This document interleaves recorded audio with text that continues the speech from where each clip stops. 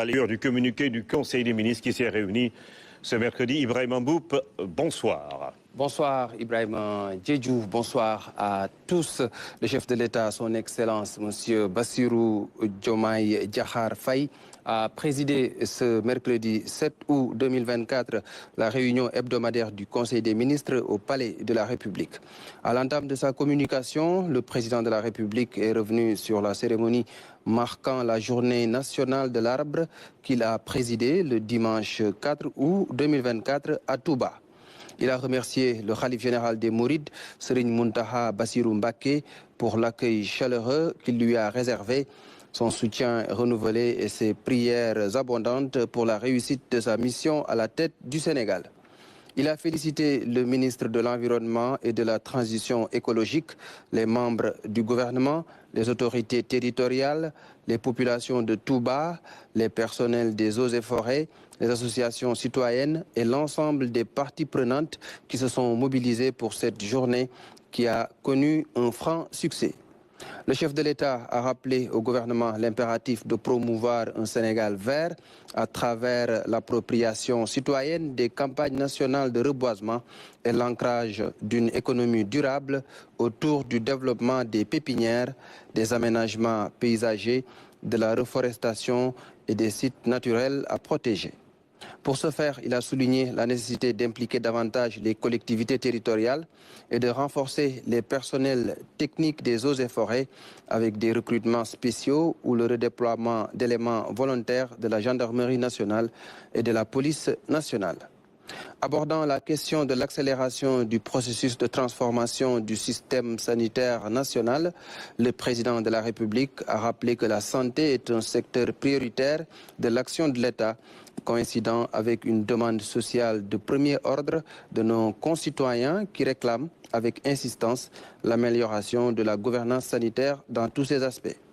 Le chef de l'État a invité le ministre de la Santé et de l'Action sociale à veiller en permanence à l'accès des populations à des soins essentiels de qualité dans une dynamique de promotion de la prévention sanitaire et de renforcement continu de la surveillance épidémiologique. Le président de la République a demandé l'évaluation prospective de la réforme hospitalière de 1998, l'actualisation de la carte sanitaire et la maîtrise de l'agenda des réalisations de nouveaux projets d'hôpitaux et d'établissements de santé selon les différents niveaux de la pyramide sanitaire.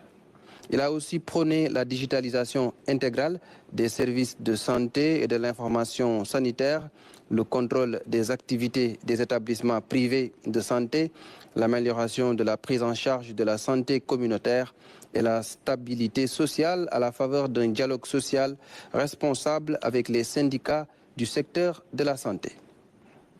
Le chef de l'État a aussi souligné la nécessité de la généralisation du management de la qualité dans les établissements de santé, particulièrement la certification de la qualité des soins prodigués dans les services d'accueil et d'urgence, mais également la régulation soutenue des activités relatives à la pharmacie et aux médicaments. À ce titre, il a appelé le gouvernement à renforcer la pharmacie nationale d'approvisionnement, PENA, et de repositionner l'entité publique dans la mise en œuvre de la stratégie de souveraineté pharmaceutique. Le président de la République a dès lors exhorté le Premier ministre, en relation avec les ministres impliqués, à travailler pour la mise en place d'un financement participatif et innovant du système de santé avec une refonte globale de l'actuelle politique de couverture sanitaire universelle, CSU, qui amplifie la dette hospitalière et menace la stabilité et la viabilité du système sanitaire national. Le chef de l'État a, par ailleurs, évoqué la question de la consolidation de la paix et du développement durable de la Casamance, notamment le retour massif de familles déplacées noté ces derniers mois. Il a indiqué que ce processus marque un tournant majeur dans la consolidation de la paix et la relance des activités économiques et sociales dans les régions administratives de Ziguinchor, Kolda et Sédhiou. Le président de la République a demandé au Premier ministre et à l'ensemble des ministres impliqués d'accompagner les populations concernées dans leur réinstallation adéquate.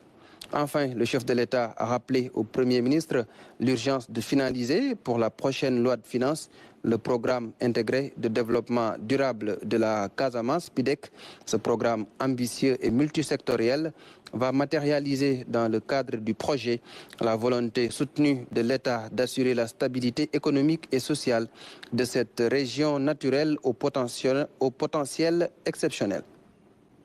Dans sa communication, le Premier ministre s'est tout d'abord appesanti sur la problématique de l'inclusion dans notre système éducatif des enfants vivant avec un handicap. À cet égard, il a engagé les ministres de l'Éducation nationale, de l'enseignement supérieur et de la formation professionnelle à accorder la priorité qui sied à la construction de nouveaux instituts spécialisés, au renforcement du système des assistants de vie scolaire et à la facilitation de l'obtention de la carte d'égalité des chances. Il a également relevé l'urgence attachée à l'intégration de la langue des signes dans la formation des instituteurs et professeurs, ainsi qu'à l'amélioration de l'environnement pédagogique et logistique des enfants scolarisés vivant avec un handicap. Abordant la question de la prise en charge de la période de soudure durant l'hivernage, le Premier ministre a souligné la vigilance particulière à exercer au niveau de certaines zones du pays pour garantir la sécurité alimentaire. Dans ce cadre, il a informé le Conseil de la tenue sous sa présidence la semaine prochaine d'une réunion avec les départements ministériels et les structures concernées en vue d'apprécier la situation exacte sur la base des données de terrain les plus récentes et d'arrêter les mesures idoines de riposte et d'atténuation. Par ailleurs, le Premier ministre a demandé au ministre, secrétaire général du gouvernement, en relation avec le ministre des Finances et du Budget et le ministre de la Fonction publique et de la Réforme du secteur public, de prendre les dispositions appropriées afin de soumettre au Conseil des ministres au cours du mois de septembre 2024 les projets de décret d'application de la loi d'orientation relative au secteur public, au suivi du portefeuille de l'État et au contrôle des personnes morales de droit privé bénéficiant du concours financier de l'État.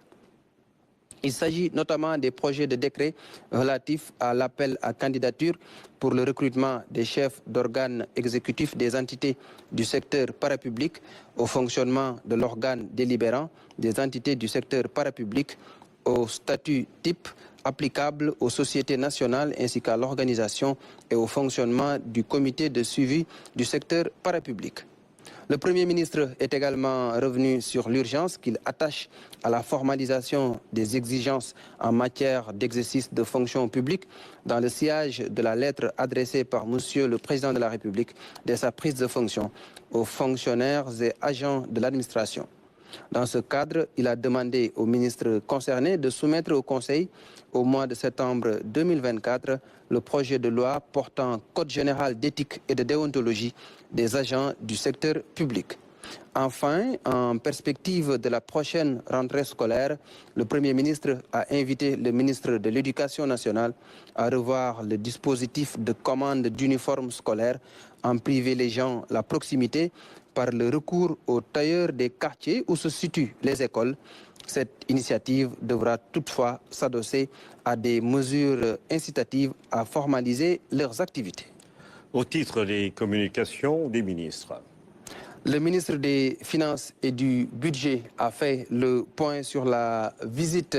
sur site des experts du groupe d'action financière. Le ministre de l'Hydraulique et de l'Assainissement a présenté la situation hebdomadaire de la gestion des inondations. Le ministre de l'Urbanisme, des collectivités territoriales et de l'aménagement des territoires a fait une communication portant sur les bâtiments menaçant ruine. Le ministre de la Communication, des Télécommunications et du Numérique a fait le point sur la situation du groupe La Poste.